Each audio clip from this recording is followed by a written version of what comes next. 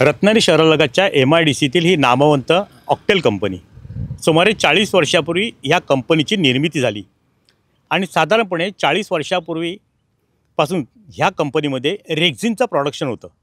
ते रेक्झिन परदेशात जातं आणि त्यामधून परदेशी चलन मिळतं आणि कंपनीचा पण फायदा होतो।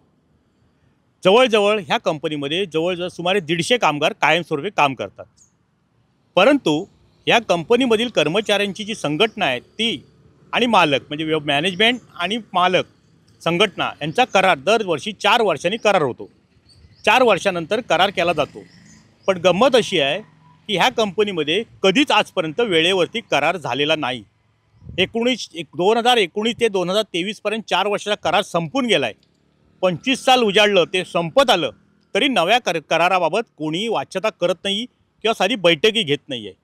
साधारणपणे वर्षाला 40 ते 45 कोटी रुपये उलाढाल असलेली ही ऑक्टेल कंपनी अत्यंत ज्वलनशील पदार्थ ॲसिडचा वापर करून या ठिकाणी रेक्झिन बनवलं जातं।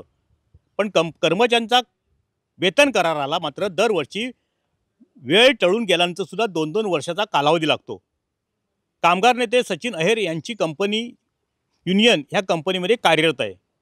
पण अजूनही 23 साल संपून गेल्यानंतरही ना मालक या संदर्भात बोलत आहे ना संघटना याबाबत बोलत आहे।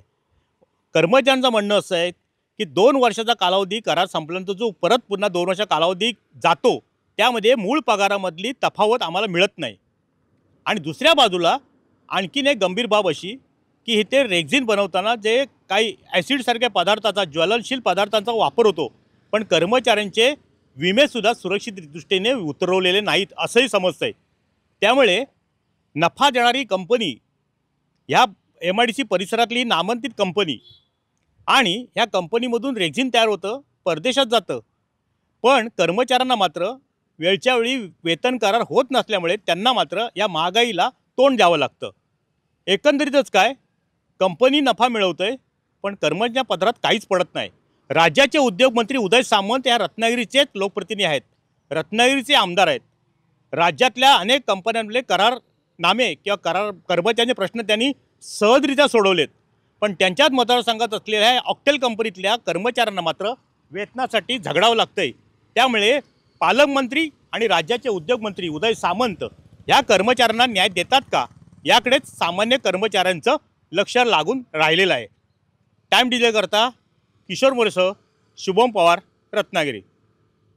टाइम्स डिजिटलला लाईक करा, शेअर करा, सबस्क्राईब करा आणि बेल आयकॉन दाबायला विसरू नका। Times digital.